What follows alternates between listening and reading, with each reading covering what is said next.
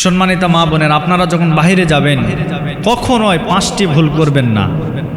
যদি করেন আপনার আমল, আপনার নামাজ, আপনার রোজা সব কিছু নষ্ট হয়ে যাবে। আমার নবীজি এগুলি নিষেধ করেছেন, এগুলি হাদিসের কথা। আপনি একজন মুসলিম ঘরের মেয়ে, আপনি একজন ভালো মা বাবার মেয়ে, অতএব আপনাকে কখনোই এই কাজগুলি করা যাবে না। তো আসেন যে 5টি কাজ কখনো আপনি করবেন না, এই 5টি কাজে 5টি ভুল আপনাকে করা যাবে না। এর ভিতরে 1 নম্বরে হচ্ছে আপনি যখন বাইরে যাবেন সুগন্ধি ব্যবহার করবেন না, সুগন্ধি ব্যবহার করা যাবে না।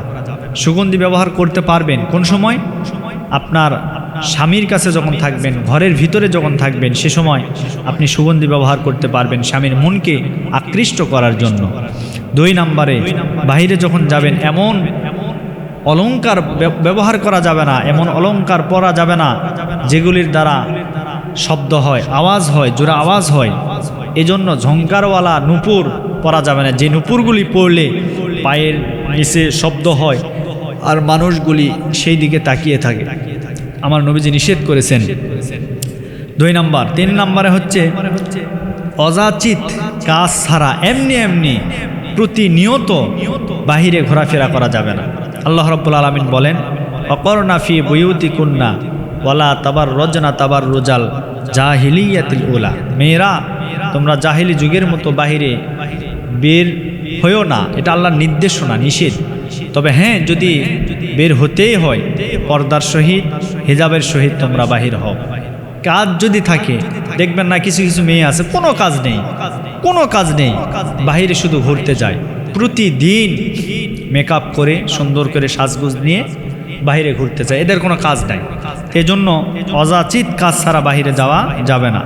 এরপরে 4 নম্বরে সেটি হচ্ছে বাহিরে অবশ্যই পর্দা মেনটেন করে যেতে হবে, পর্দা করে যেতে হবে, শালীন পোশাক পরে যেতে হবে।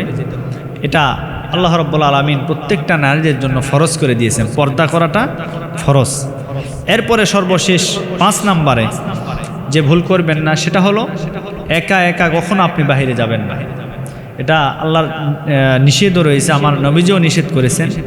প্রত্যেকটা পুরুষদেরকে আল্লাহ পাক নির্দেশনা দিয়েছেন কি, যে পুরুষরা নারীদের কর্তৃত্ববান, নারীদেরকে পরিচালনা করবে পুরুষরা। সেই জন্য যেখানে আপনি যান না কেন, আপনার স্বামী হোক বা আপনার ছেলে হোক, আপনার ভাই হোক, যে কাউকে আপনি একটু সাথে করে নিয়ে যাবেন। একা অযাচিত একা কোথাও যাওয়া যাবে না। এই জন্য এই 5টি ভুল আমরা কখনোই করব না। যদি করি আমাদের আমল, আমাদের আকীদা সব নষ্ট হয়ে যাবে।